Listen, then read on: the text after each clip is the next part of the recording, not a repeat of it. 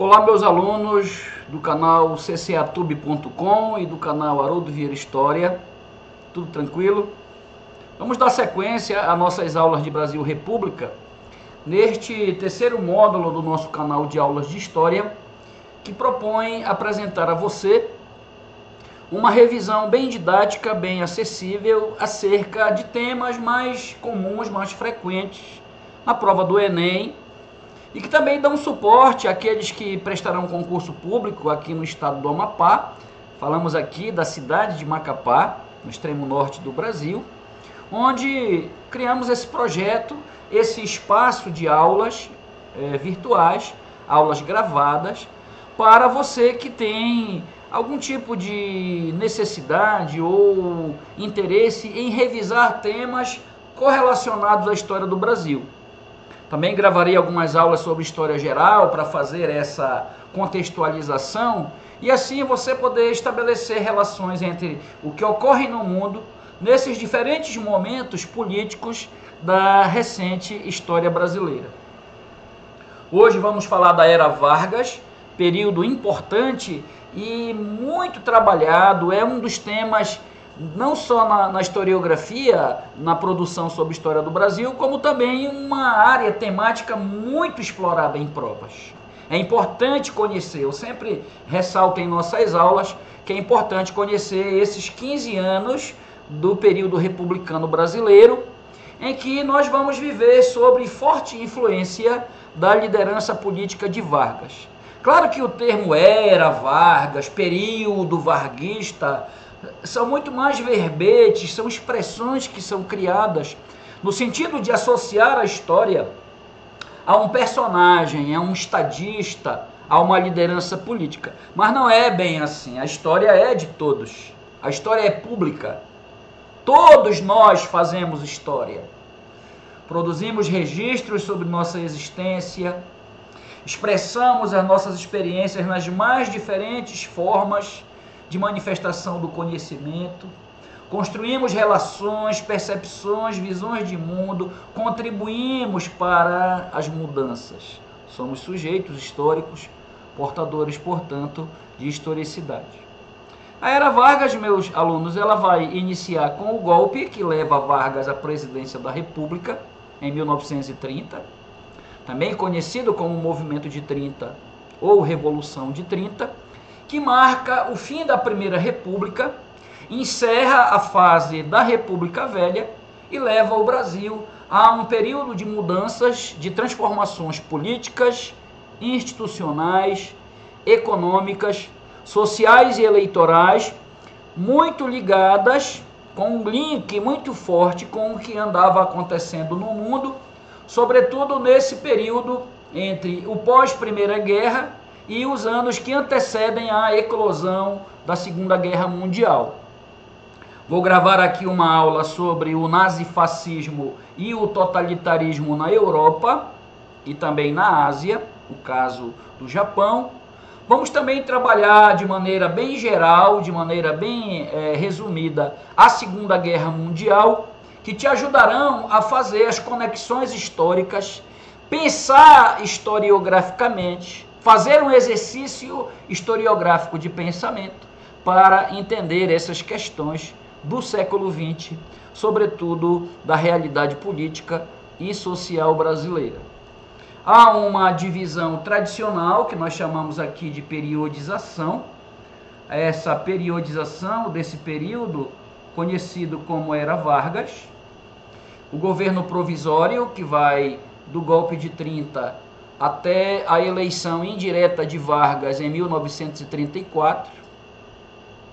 O segundo período é chamado de governo constitucional, porque haverá uma pressão pela constitucionalização do regime de Vargas.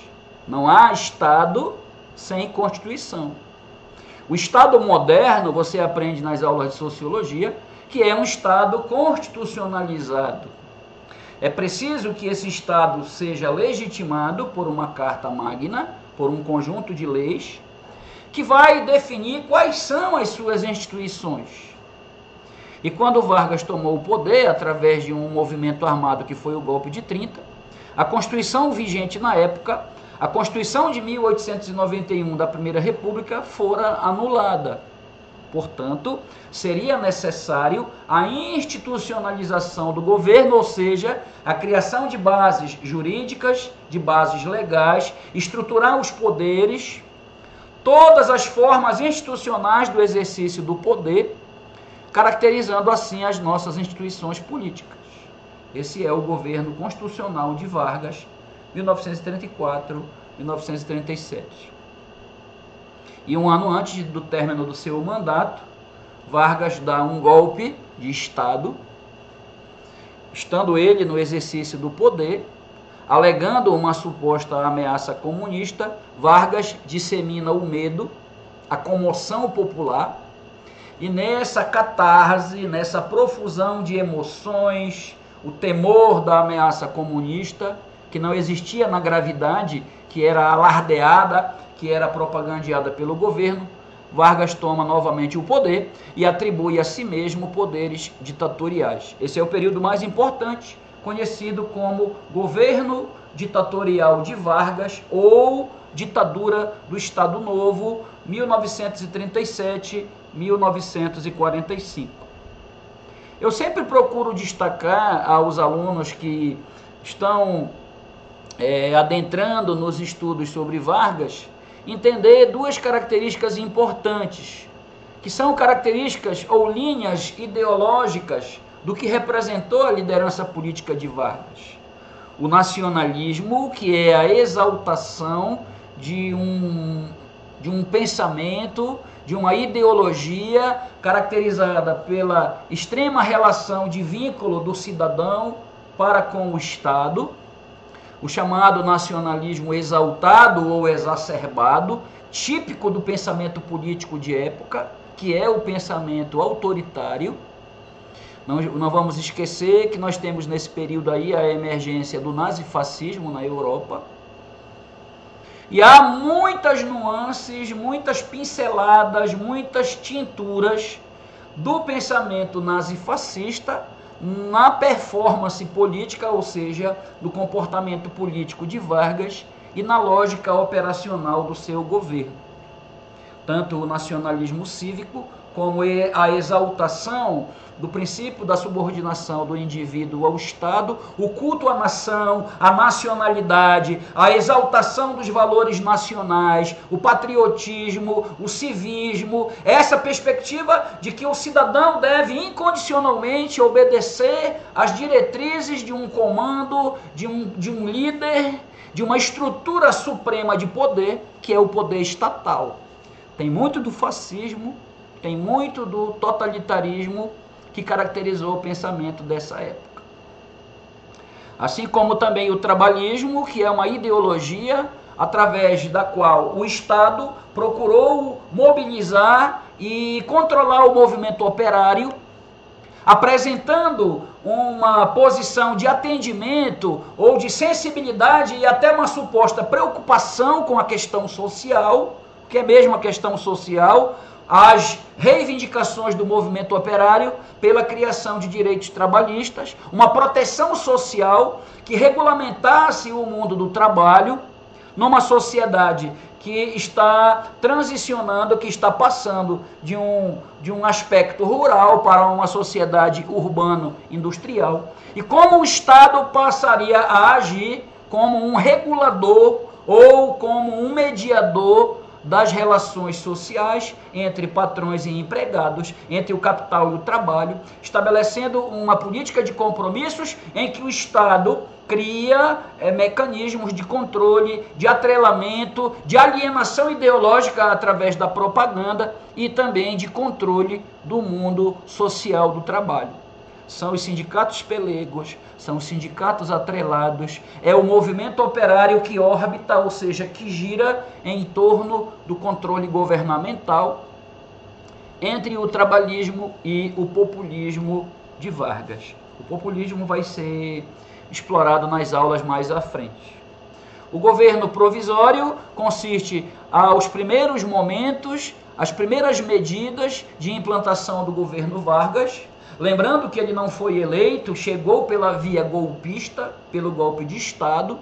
O presidente eleito nas eleições de 1930 foi Júlio Prestes, mas em função de uma série de protestos, questionamentos ao resultado das eleições, a mobilização popular, o clamor, não é?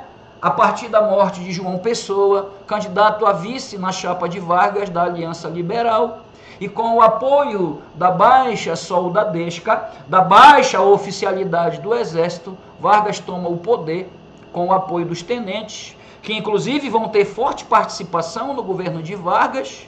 Muitos tenentes vão ser nomeados interventores, como, por exemplo, o tenente-coronel Magalhães Barata, que foi por 2 vezes interventor no governo do Pará. Aqui no Amapá nós temos Janari Gentil Nunes, João Alberto de Lins e Silva, um pernambucano que foi nomeado como interventor do governo de São Paulo, e uma forte participação desse segmento da classe média e do baixo escalão da estrutura militar no governo de Vargas. Só que Vargas era civil.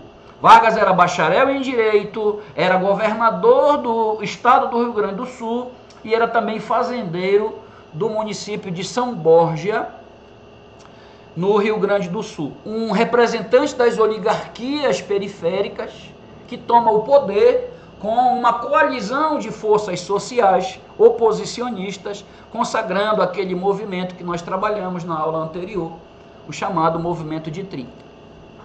O que Vargas irá promover nesse primeiro momento do governo? A quebra, o desmonte, né? Ou seja, a destruição das instituições oligárquicas. Não é para isso que se propunha o movimento encabeçado por Vargas? Por fim, a República das Oligarquias? Então, a destruição das instituições,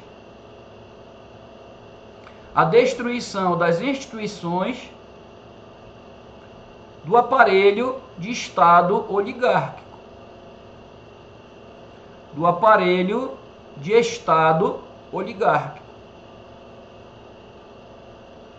Destitui as tradicionais oligarquias do poder, as oligarquias do café, e cria uma nova legislação, novas instituições, nomeando representantes para os governos dos estados, promovendo uma profunda intervenção, destaque essa palavra, por favor, uma profunda intervenção política. Como assim, professor? Uma ingerência, uma interferência do Poder Executivo Federal, o presidente da República, o presidente Vargas, demonstrando força, capacidade de exercício do poder político. O poder que antes era fortemente regionalizado e localizado nos estados e municípios, o chamado coronelismo, a chamada política das oligarquias, passa a ser substituído por um Estado intervencionista, um Estado de modelo interventor. O que Vargas promoverá, portanto, será uma intervenção política, até mesmo já uma busca de uma centralização, de uma ordem institucional atrelada a um comando central, que seria o Executivo Federal.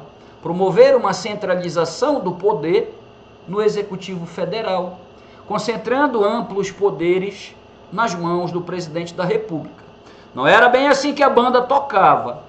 Será necessário aí negociações, articulações, conversa de pé de ouvido, acordo de cavalheiros, diálogo. Não vai chegar de carrão de cena, não vai entrar de carrinho no centroavante, porque pode levar cartão vermelho. Pode ser expulso do jogo, da arena política. Lembrar da competência 3 do Enem, que fala de instituições de poder, de sujeitos sociais, o papel político das instituições e também dos movimentos sociais, como os representantes da sociedade civil se comportam frente a esse processo com forte tendência centralizadora. Vargas fechou o Congresso Nacional. dominado pelas oligarquias. Fecha as assembleias legislativas estaduais. Dissolve as câmaras municipais, o poder legislativo dos municípios. Ou seja, exercendo uma interferência no legislativo. Intervém nos executivos estaduais, o poder executivo dos estados. Os governadores dos estados da federação foram afastados dos seus cargos, dos seus mandatos, e foram substituídos por interventores. Quem são os interventores? São governadores nomeados como cargo de confiança de Vargas, que exerceria a gestão, ou seja, o poder executivo, o poder administrativo dos estados. Como lhes disse, a maioria dos interventores vão ser nomeados a partir de indicação dos tenentes, partícipes do movimento tenentista de 22, que deram apoio tácito, apoio incondicional ao golpe que levou Vargas ao poder. Os interventores são diferentes dos governadores, porque os governadores são eleitos de acordo com um prazo determinado pela Constituição e têm mandatos de 4 anos. Os interventores não são eleitos pela população e eles permanecem no cargo até que o detentor do poder discricionário, ou seja, da autoridade sobre o cargo, o dono do cargo, que é o presidente, possa exonerá-los e nomear assim outros interventores. A Constituição da Primeira República, a Constituição das oligarquias, a Constituição de 1891 é suprimida, ou seja, é extinta. Todas as regras do jogo, todas as práticas, as formas de exercício do poder, a organização do Estado, a distribuição dos poderes, a questão dos direitos eleitorais para o exercício da cidadania pelo voto, tudo isso foi revogado, foi anulado, tornado sem efeito. Claro que vai ter chororô, vai ter reclamação. Alguns estados, sobretudo aqueles com elites mais fortes, mais sólidas, como o estado de São Paulo, irão questionar, irão reagir a essa política interventora de Vargas. Em 9 de julho de 1932, inicia em São Paulo um levante armado que tem como propósito a destituição de Vargas, ou seja, a derrubada de Vargas do poder. É a Revolução Constitucionalista de 1932. A Revolução de 9 de julho, como é feriado lá em São Paulo. A Revolução de 32, que foi, na verdade, um movimento armado, uma espécie de guerra civil, em que as oligarquias paulistas, destituídas do poder, que tiveram que engolir goela abaixo um interventor pernambucano no estado de São Paulo, João Alberto de Lins e Silva, ligado ao movimento sindical, ligado a entidades classistas, assumiu o governo do estado que mandava no Brasil. Isso não vai cair muito bem. E questionando a legalidade das medidas de Vargas, questionando a própria constitucionalidade, ou seja, a legitimidade das medidas de Vargas, a Revolução Constitucionalista, através de uma série de pelotões armados, barricadas foram erguidas, São Paulo marcha em armas contra o governo de Vargas, exigindo a convocação de eleições para uma Assembleia Nacional Constituinte. O que é uma Assembleia Nacional Constituinte? Uma reunião de pessoas que se organizam para elaborar um texto constitucional, para promulgar uma Constituição que é elaborada por um Congresso Nacional, por um poder legislativo eleito pela população, representantes da sociedade civil organizada. O poder legislativo, ele tem também o poder originário, o poder constituinte, ou seja, o poder de redigir, elaborar e promulgar uma nova Constituição. O que seria o objetivo, além de depor Vargas do poder e afastar o interventor de São Paulo? Exigir limites, exigir a elaboração de freios, contrapesos. Todo poder faz parar o poder. Que poder? Executivo, legislativo, judiciário. O liberalismo jurídico, o liberalismo político, preconizado lá no iluminismo francês, com o Barão de Montesquieu, que defendia a tripartição, a separação, a independência e o princípio da autonomia dos poderes. Parece que Vargas não está respeitando essa autonomia. Todo poder faz parar o poder. E a partir de um pensamento liberal, um liberalismo constitucional, qual era a ideia? Colocar o monstro dentro da jaula. Prender o Kraten, como eu digo nas aulas, em tom de brincadeira. Constitucionalizar o país significa impor limites ao poder do próprio Estado. Para que o Estado não se coloque acima da sociedade, violando as liberdades e garantias constitucionais, é necessário um corpo jurídico, um código jurídico em uma carta magna para a limitação do poder do Estado.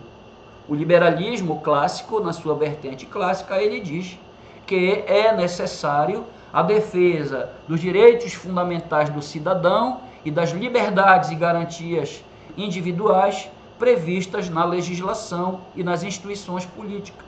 Uma ordem jurídica baseada nas ideias do liberalismo, com a limitação dos poderes constitucionais. E Vargas foi obrigado a convocar as eleições, Vargas foi obrigado a convocar uma Assembleia Nacional Constituinte, sendo dessa maneira derrotado em certos aspectos. Vargas perdeu a parada, foi derrotado. Mas antes de convocar as eleições, ele muda as regras do jogo. É como eu digo nas aulas, política é isso. Você fez uma falta aqui, cometeu um impedimento ali, a bola saiu e em algum momento você vai ser enquadrado nas regras do jogo. Vargas ainda está consolidando a sua liderança política, ele está chegando agora no poder. Ele não pode chegar impondo regras, formas e maneiras de exercício do poder. É necessário reconhecer que o Estado republicano, o Brasil é uma república federativa, com o princípio da autonomia dos estados, o princípio da autonomia ou das autonomias estaduais e o princípio das liberdades fundamentais do cidadão.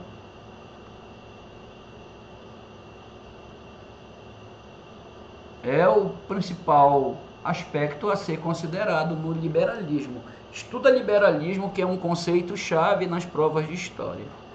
Liberalismo, nacionalismo, socialismo. Lembra das habilidades e competências que trabalhamos nas nossas aulas. Vai ter aula aqui só sobre a matriz de referência do Enem. Essa parte aqui, ela é a parte mais do conteúdo, da cognição, das informações mais secas, mais densas. E depois nós vamos fazer o exercício de adequação desses conteúdos na resolução de questões, trabalhando as competências e habilidades. Então houve uma alteração da legislação eleitoral. Lembre-se que a legislação brasileira na Primeira República, ela é descentralizada. As eleições eram municipalizadas, controladas pelos municípios e também por instituições, algumas delas a mais importante, a Comissão Verificadora de Poderes, que dava o resultado das eleições, diplomava e empossava os eleitos, e também as formas eleitorais, as práticas eleitorais que nós já conhecemos muito bem. Vargas vai destruir, vai danificar essa máquina de votos que não perdia a eleição na Primeira República. Como reivindicação das classes médias urbanas, o voto secreto, como já havia sendo reivindicado pelo segmento organizado, o chamado movimento sufragista, que exigia a garantia da cidadania eleitoral às mulheres incluídas no mercado de trabalho, são cidadãs ativas, portanto, reivindicavam o direito do exercício ao voto. A maioridade eleitoral, que era na Primeira República de 21, foi reduzida para 18. Foi criada a Justiça Eleitoral para centralizar o processo eleitoral,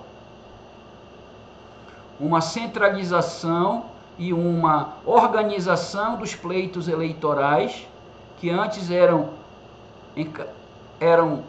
do encargo das câmaras municipais, eram as câmaras municipais que se encarregavam do processo eleitoral, desde a emissão do título, o cadastramento do eleitor, a organização das sessões, o processo de votação, a contagem dos votos e também a diplomação e a posse aos eleitos. Tudo era feito em casa, tudo nos municípios, sob forte influência dos potentados dos poderes locais, os chamados coronéis. Passa a haver agora um poder judiciário, a justiça eleitoral, independente do poder executivo. Os poderes são independentes, de acordo com o pensamento constitucionalista liberal. E é esse órgão eleitoral, a justiça eleitoral, que vai organizar os pleitos eleitorais no Brasil, para combater as fraudes e a influência dos poderes oligárquicos no processo de escolha dos representantes dos cargos na República. E o voto classista eram deputados eleitos pelas entidades sindicais,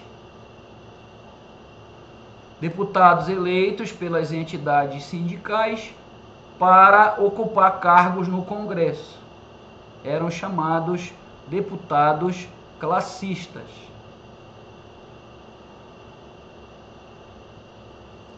Não eram eleitos pelo voto direto da população, eles eram eleitos nos sindicatos, eles eram escolhidos nas entidades classistas para ocupar cargo na Assembleia Constituinte.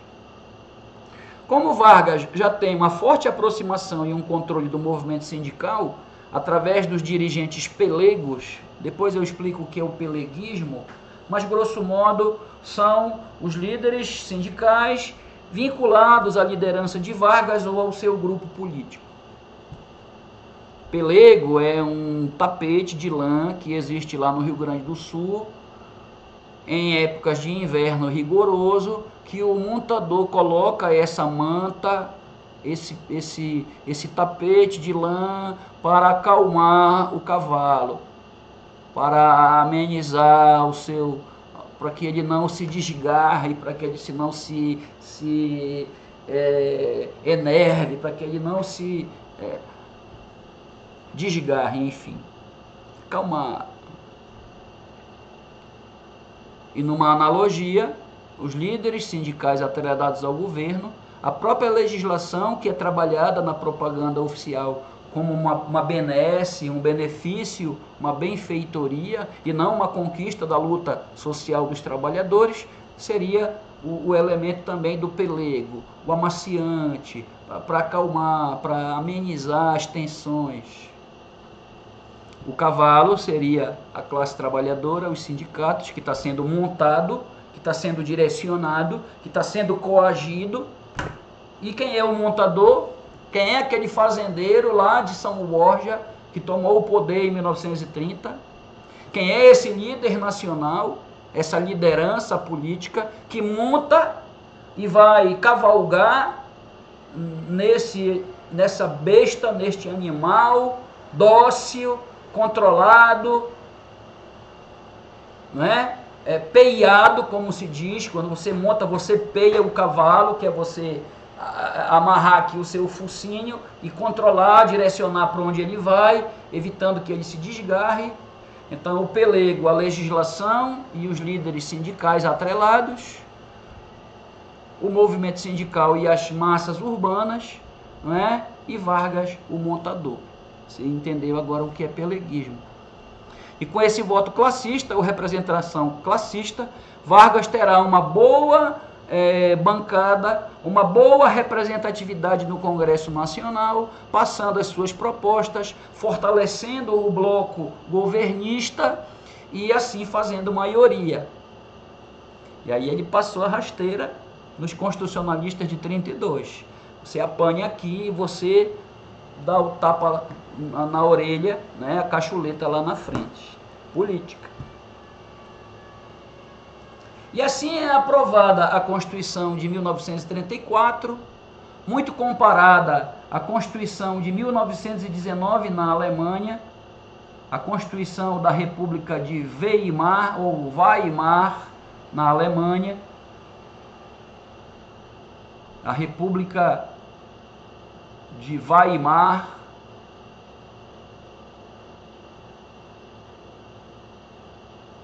de 1919 na Alemanha,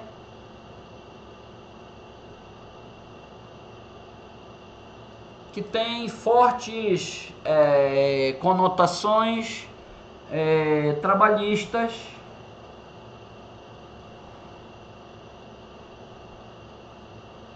com fortes pinceladas da social-democracia,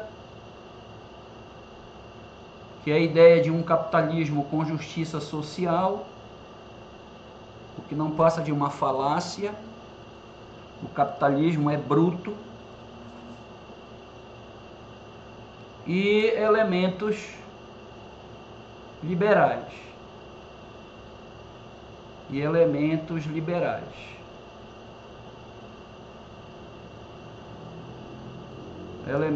do liberalismo, inspirada na Constituição de Weimar, da Alemanha pré-hitlerismo, da Alemanha pré-nazista, e no pensamento da social-democracia, do sindicalismo, do liberalismo, de todos aqueles segmentos que atuaram ali na década de 20, é criada uma Constituição que traz aquelas duas palavras que eu trabalhei lá no início da aula.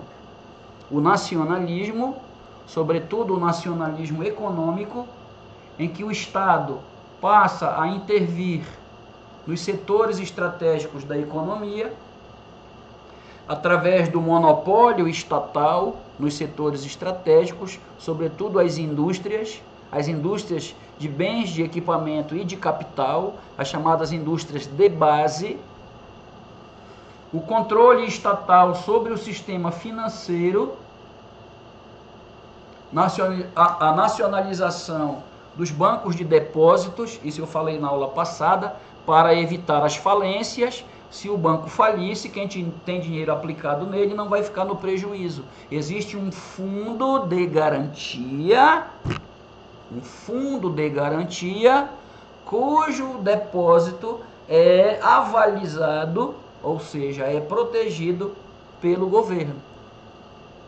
E as empresas de seguros também, as empresas de seguridade social, os chamados fundos de pensão, né, teriam por parte do Estado a garantia de que, havendo quebradeira, como houve em 29, aqueles que tiverem recursos aplicados nessas instituições de crédito e poupança não perderão os seus ativos financeiros, ou seja, os seus depósitos. Está percebendo aí uma postura mais intervencionista do Estado? O nacionalismo. E é também uma Constituição que dedica amplo texto aos direitos do trabalhador, os direitos trabalhistas. Que não é uma invenção de Vargas, pelo amor de Deus, não vamos pensar assim.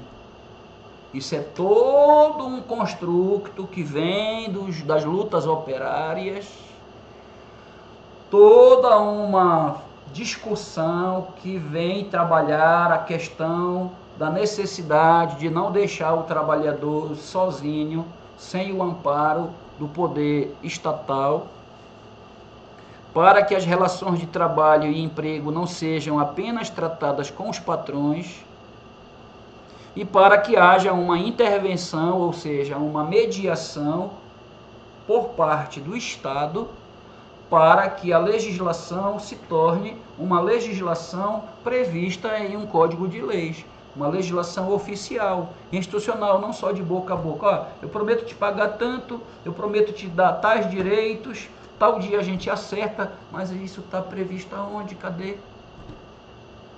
Então é uma Constituição que dedica um amplo texto aos direitos do trabalhador.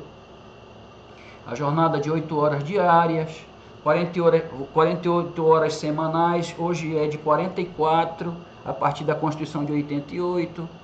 A indenização por demissão sem justa causa, o trabalhador passou a ser indenizado se fosse mandado embora. Os dias de domingo são descansados e são pagos ao trabalhador, assim como o sábado do meio-dia em diante. Nós trabalhamos 24 dias ao mês e recebemos os 30. Esse é o descanso semanal remunerado e obrigatório.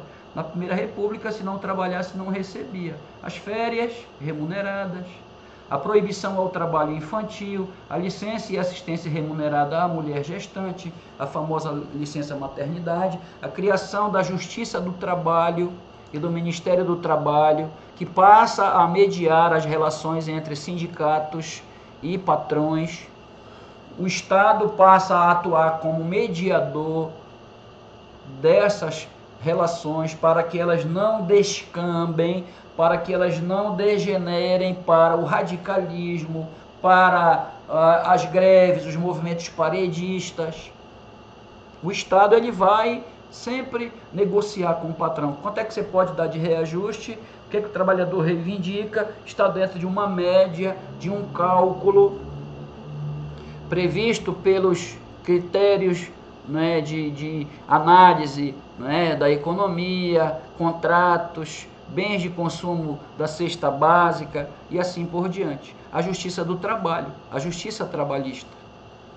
Ficou estabelecido, de acordo com a influência do liberalismo, que o mandato presidencial seria de 4 anos. Vargas vai se contentar em ficar só 4 anos no poder? Tem gente que não se contenta ficar só 4 anos, quer mais 4, quer mais 4, quer mais 4. Não é verdade? Ao invés da alternância de poder, o continuismo, que é uma inclinação a um pensamento, a um comportamento autoritário.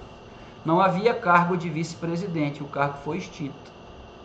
Foi alterado a legislação, foi criado um dispositivo constitucional que determinava que as eleições presidenciais seriam indiretas. O que são eleições indiretas? Quando os deputados e senadores, os representantes dos estados, um representante de cada Assembleia Legislativa, e nesse caso aí também nós vamos ter os representantes classistas, os deputados classistas, vão formar um colégio eleitoral, uma reunião de pessoas que irá eleger o presidente da República. O Congresso Nacional foi transformado em um colégio eleitoral e o presidente foi eleito de forma indireta. Quem tinha maioria, quem tinha a bancada sob seu controle e as entidades sindicais atreladas ao poder estatal, assim como as entidades patronais. O silêncio diz tudo. O que mudou no Estado brasileiro, nas relações de trabalho, na legislação social e eleitoral, no período posterior ao movimento de 30, ou seja, o período pós-30. A substituição do Estado liberal, oligárquico, a substituição do Estado liberal oligárquico pelo Estado interventor. pelo Estado interventor. Por que ele era liberal, professor, se ele era oligárquico? Entendi. Ele era liberal porque no campo econômico e social o Estado entendia que não era papel dele intervir nas relações de trabalho entre patrões e empregados.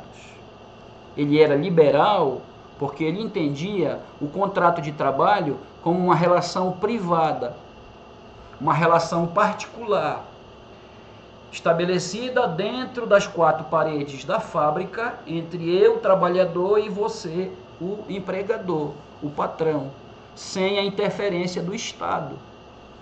O Estado não reconhecia o direito de greve, a greve era uma violação ao contrato de trabalho, a greve não era prevista em lei, não se reconheciam os direitos de atividade sindical, os sindicatos eram proibidos.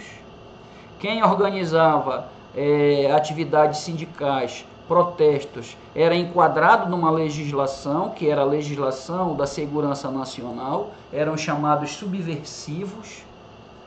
Muitos imigrantes, muitos ativistas, muitos líderes operários foram presos e desterrados em campos de prisioneiros, porque era proibido se envolver em atividades, em manifestações sindicais, em manifestações operárias. O trabalhador não tinha direito de protestar, de reivindicar. Assim como o patrão não era obrigado a garantir qualquer direito ao trabalhador, porque a legislação não reconhecia isso. Se não existe na lei, se não existe na letra da lei, nos artigos da lei, não existe nas relações de trabalho, nem nas relações institucionais. O Estado entendia que a greve é uma violação à propriedade, é um dano ao lucro e é um desrespeito ao contrato de trabalho. E o Estado intervinha em algum momento, professor, intervinha quando a polícia era chamada para reprimir as greves, as manifestações operárias. Quando os trabalhadores organizavam alguma manifestação, algum protesto, algum movimento social, o Estado entendia que isso era uma violação do direito do patrão. Por isso que é o Estado liberal. E não havia uma legislação trabalhista codificada, estruturada num corpo jurídico, numa lei. Entendeu? E por que ele era oligárquico? Porque o poder político era controlado pelas lideranças dos estados e municípios.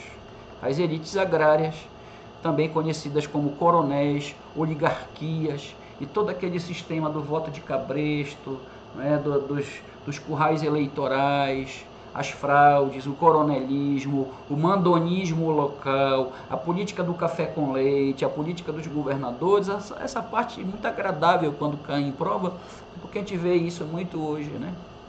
A compra de voto, o clientelismo, que é a distribuição de benefícios sociais em troca de voto, né? A cooptação dos eleitores, a promessa em função do voto, o constrangimento. Olha, você pegou tal coisa e não elegeu o meu candidato. De onde vem isso? É de hoje. É uma cultura política. É um ethos, um costume, uma forma, uma mentalidade que precisa ser conhecida. Por isso que o Enem é um ensaio para a vida. Os eleitores não votavam nos candidatos em função da ideologia ou da questão programática, votavam porque dependiam deles. E em muitas situações análogas hoje ocorre a mesma configuração, que é o clientelismo, o assistencialismo, a política distributiva, benefícios sociais em troca de voto, o que é um direito de cidadania, é trabalhado como se fosse um favor particular, e esse favor precisa ser retribuído com a fidelidade eleitoral. Precisamos pensar de maneira crítica nesse aspecto sociológico da relação das práticas eleitorais na República Brasileira. Beleza? A partir de 1930, Vargas inaugurou o Estado interventor, a partir de uma ideia de maior presença do Estado em todos os níveis, não só da política, como também da economia, das relações de trabalho e na legislação eleitoral brasileira. Um outro aspecto marcante disso é o Estado interventor no campo econômico. O Estado, quando ele é liberal, ele não interfere na economia. Ele deixa que a economia flua e a economia se autodetermina, tem o processo de autogestão através do livre mercado, a famosa teoria de Adam Smith, a teoria da mão invisível, que é a não intervenção do Estado na economia. Laissez-faire, laissez-passer, que le monde va de lui-même. Deixa fazer, deixa passar, que o mundo gira por si mesmo. Como disse o fisiocrata François Quesnay, um pensador, um economista liberal francês do século XVIII. O laissez-faire, o deixar ir fazer, deixar ir passar, é o fundamento do liberalismo econômico, no qual o Estado não deve interferir nos processos de produção, circulação, relações sociais de produção, setores produtivos, nenhum tipo de legislação que venha entravar, que venha atuar como obstáculo ao livre processo capitalista, deixar fluir o capitalismo na sua vertente do liberalismo. A partir dos anos 30, em função da crise do liberalismo, muito patenteada naquilo que falamos na aula passada, a crise de 29, em que nós tivemos o colapso do modelo liberal, liberdade demais, lucro desenfreado, empresas, especulação na bolsa, papéis frios, papéis artificiais, mega, ultra valorização, o mercado muito sem controle, uma vibe muito intermitente levou a quê? A quebradeira. E quando o mercado quebra, quando o setor privado quebra, ele vem com o pires na mão, pedir a esmola de quem? Pedir os favores de quem? Pedir o suplemento, a vitamina, pedir o açaí, pedir o chibé de quem? Do Estado. Nas crises do capitalismo, o Estado passa a intervir para regularizar as relações de mercado. No auge ele se afasta, deixa o mercado agir sozinho, e nos momentos de crise o Estado passa a injetar recursos na economia e a exercer um papel interventor. Quando Vargas assumiu a presidência, encontrou o Brasil mergulhado nos reflexos da crise de 1929, que afetou o setor agrário exportador brasileiro. E o que é que Vargas vai fazer? Com Peninha, do setor cafeicultor, a nova política, de valorização do café, a nova PVC.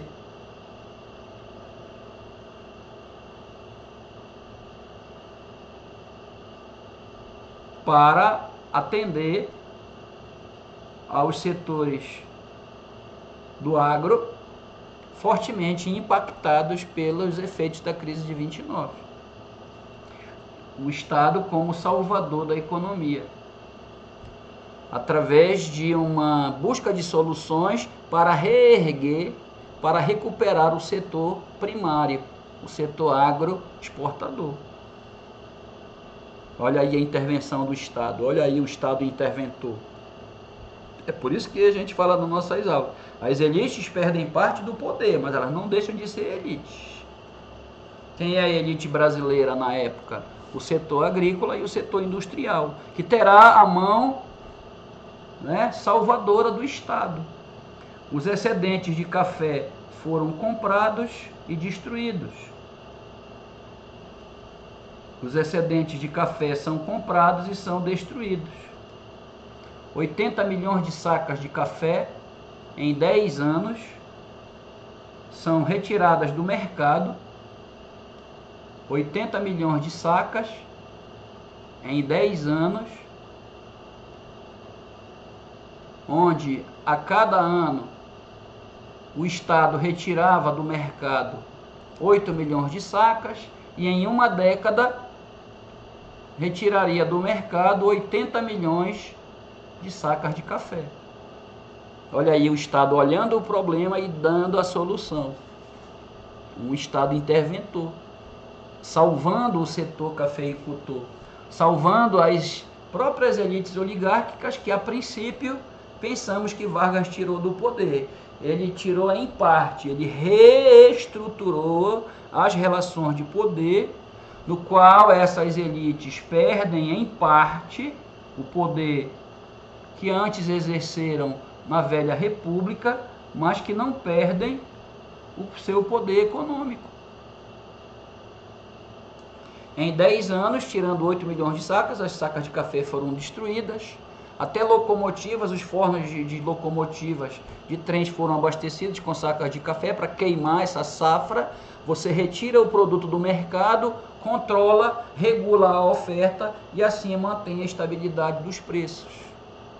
O Estado imprime moeda para financiar o setor cafeicultor, para pagar essas sacas de café compradas pelo Estado. Os cafeicultores que tivessem dívidas com bancos federais tinham a anistia, ou seja, o perdão fiscal. O Estado passa a orientar que evitem plantar novos cafezais para evitar o risco que ocorreu na década de 20 da superprodução. Por isso que o Estado dá dinheiro, subsídio, que é um dinheiro a mais para esse setor, além de financiamentos, além de empréstimos, além do perdão das dívidas e a compra do café excedente, a chamada socialização das perdas, dos prejuízos e a privatização dos lucros, né? Então o Estado passa a ter esse papel salvacionista, esse papel redentor, né, de salvar esse setor em quebra. E o investimento estatal em outros setores da economia, que nós chamamos nas nossas aulas de diversificação agrícola, para não ficar dependente somente da monocultura do café. Através de bancos estatais, aqui chamados de institutos federais, o Estado passou a incentivar outros setores da economia, atuando em outros estados, para atender a outras oligarquias, como as oligarquias da região Nordeste, a oligarquia açucareira, produtora da cana-de-açúcar e álcool.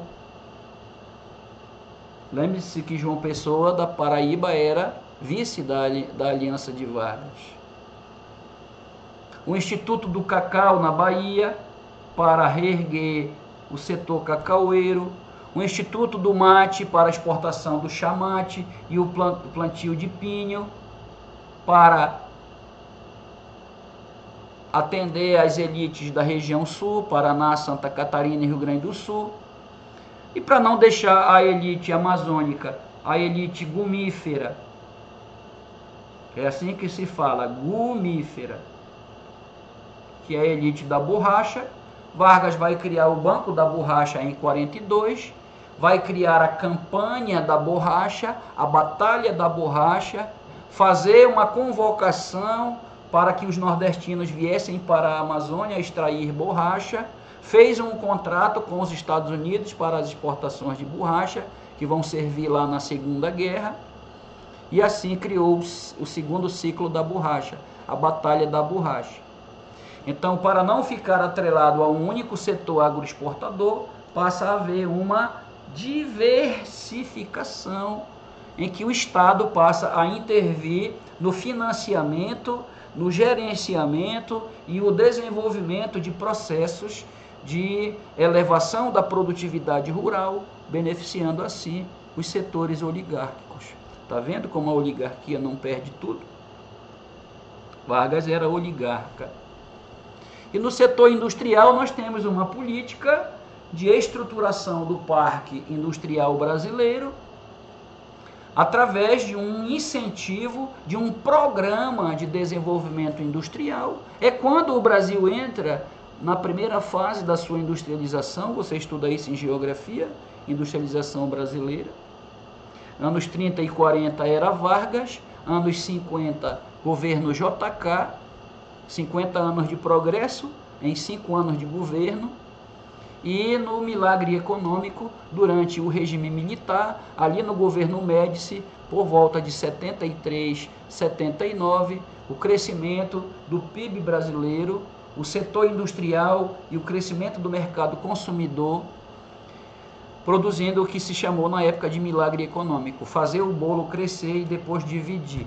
Só que no capitalismo ninguém divide o bolo, vão te chamar só para lavar a vasilha e guardar, enxugar. E você vai sentir só o cheiro do bolo, porque no capitalismo a riqueza é apropriada pelos setores, né, da elite nacional. E na indústria, essa elite lá ligada à cafeicultura e que se desenvolveu como uma nova classe social, ela vai ter também o seu quinhão, a sua parcela de ajuda do Estado. O Estado passou a exercer forte participação no setor industrial. O crescimento do mercado consumidor interno, a qualificação da mão de obra, Vargas vai criar os institutos de qualificação profissional, que vão dar origem ao Senai, que vão dar origem ao Senac, ao CERT-Senat, o Sistema S, que são consolidados lá com o JK, mas quem idealizou esses institutos de formação de mão de obra técnica é o governo Vargas, formando mão de obra qualificada para o mercado do trabalho, mas dizendo para o trabalhador: eu te dei o emprego, hein? Eu te dei a qualificação, não esquece. Eu estou te dando concessões. Eu vou te preparar, eu vou te qualificar, eu vou te dar carteira de trabalho, eu vou te dar direitos, seguridade. Mas não esqueça quem está te dando, que é o chamado estado de compromisso, o toma lá da cá. A intervenção do Estado no mundo do trabalho, atrelando esses operários ao Estado, para que eles não pensem como uma classe independente do Estado. Os sindicatos passam a ser atrelados ao Estado como uma estratégia de poder. Como diz o sociólogo Boaventura Santos, uma tecnologia de poder, uma inteligência operatória do Estado, em que ele prepara esse trabalhador, qualifica, mas ao mesmo tempo, lá no curso de formação, ele aprende que não é autorizado se manifestar, questionar, exigir aumento, exigir redução de jornada. Entendeu? Então é uma faca de dois gumes, uma contradição. Por um lado, concessões, por outro lado, um controle político, uma alienação. O trabalhador não pensa como classe autônoma e independente, mas sim como cidadãos trabalhadores a serviço do Estado brasileiro. Quem ganha com um trabalhador mais proativo, que não se manifesta, que não se posiciona, um trabalhador que está sempre em atitude de subalternidade? Quem é que ganha com isso? Quem é?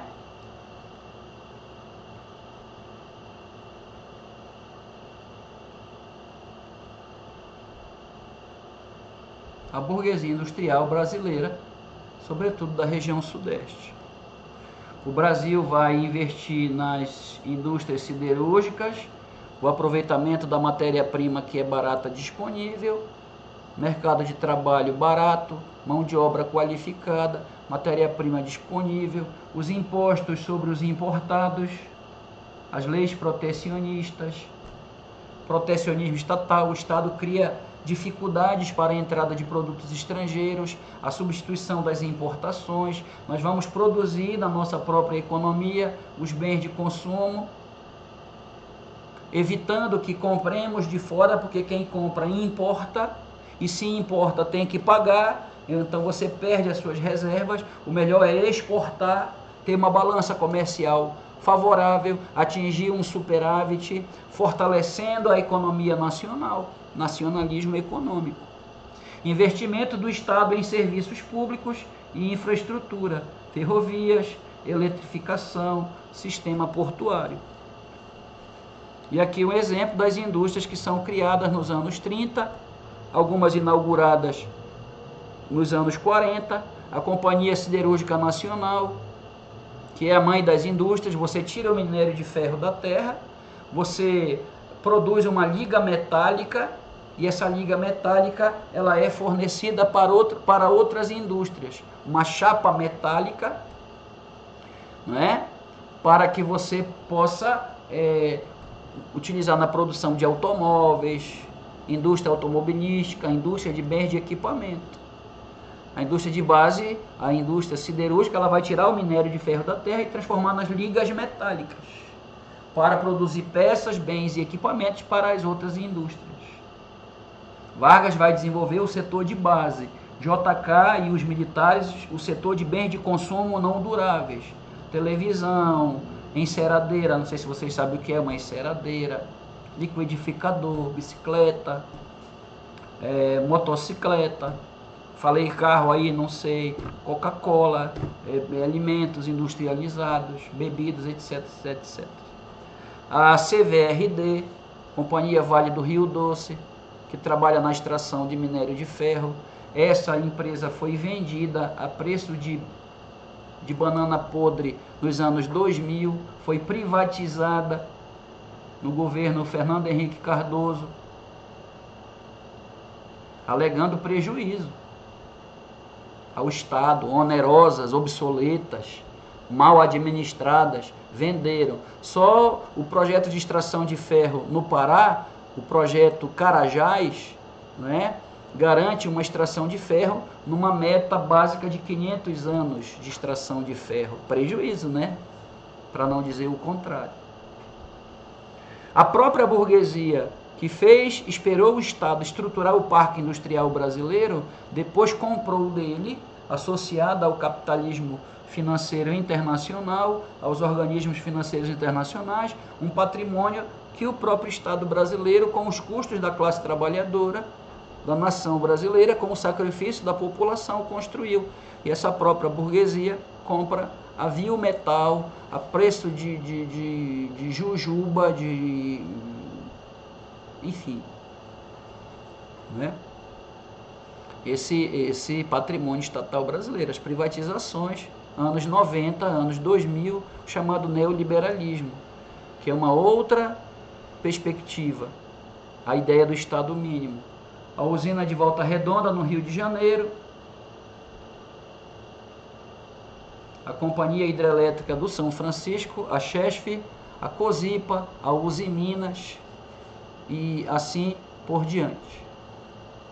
O trabalho e a legislação social no período pós-30 já ficou bem claro, já ficou bem tranquilo, que o Estado passa a controlar e a regulamentar as relações entre trabalhadores e patrões, ou o capital e o trabalho. A regulamentação das relações entre o capital e o trabalho. O trabalhismo surge como uma ideologia capaz de mobilizar, manipular a classe trabalhadora, que vinha se fortalecendo nas décadas de 1910 e 1920, sob forte influência do sindicalismo europeu, do anarquismo, do anarcossindicalismo e do comunismo.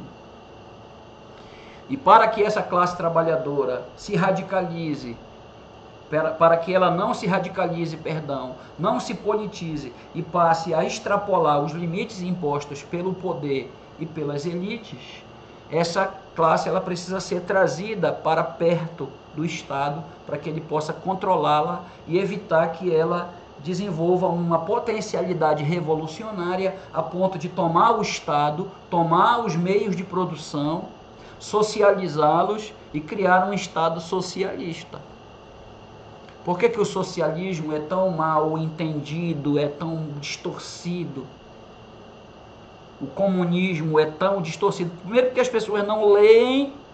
Segundo, formulam interpretações a partir de conteúdos que são preparados por empresas que atuam na produção desses conteúdos, numa sociedade que é muito digitalizada, que criam teorias a partir de referenciais de uma interpretação de que o socialismo e o comunismo são negativos, são ruins. Há críticas, claro. Mas e ao capitalismo? E ao liberalismo ou neoliberalismo? Por que não há também esclarecimentos sobre as reformas trabalhistas, as privatizações do patrimônio estatal brasileiro? Então, há uma indústria da informação, uma indústria de produção e disseminação de conteúdo digital que simplifica algo que é muito complexo, requer leitura, debate, estudos mais responsáveis e conscientes.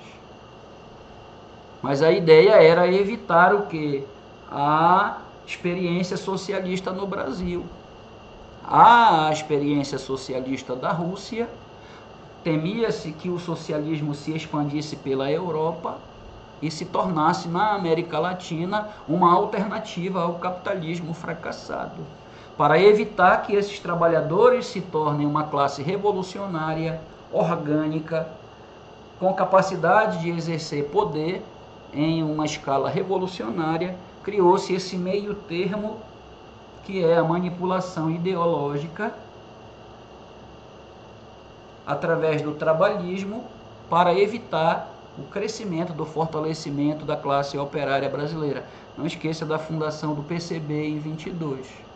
E aí vem toda essa legislação que você já sabe, a criação do Ministério do Trabalho, Indústria e Comércio, que vai mediar as relações entre sindicatos e patrões, a lei dos 2/3, que diz que em todas as empresas, 2/3 dos trabalhadores têm que ser brasileiros, têm que ser nacionais, e somente 1/3 de estrangeiros.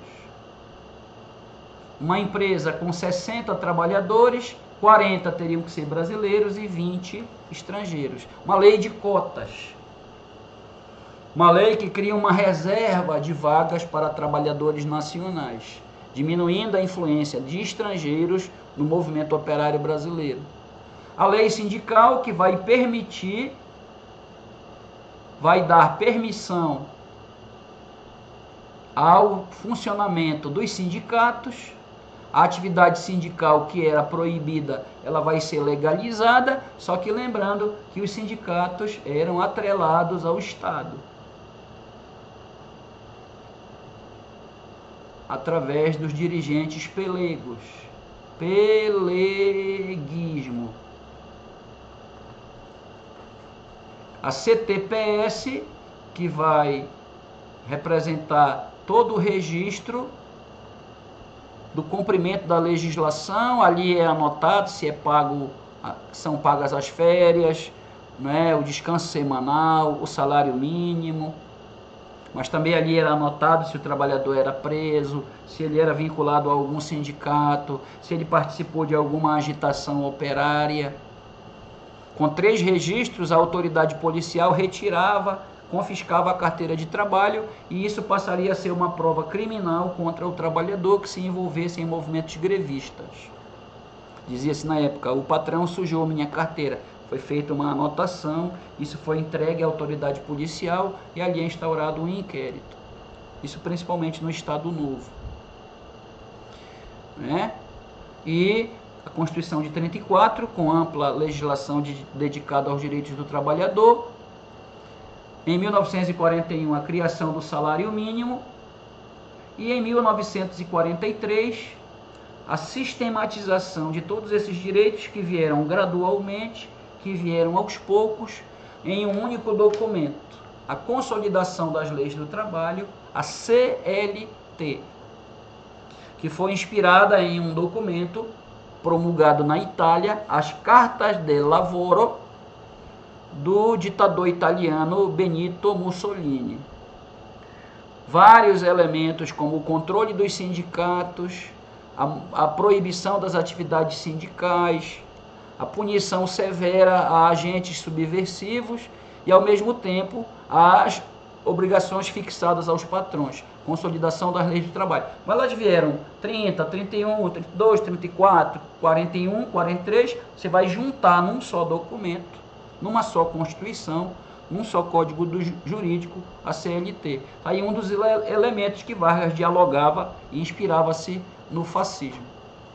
Na próxima aula, vamos trabalhar o governo constitucional de Vargas, 1934-1937, sobretudo as organizações políticas que atuaram no Brasil nesse período, e como Vargas lidou com essas organizações para dar o golpe em 10 de novembro de 1937, instituindo um regime centralizador, autoritário e ditatorial, conhecido como Estado Novo.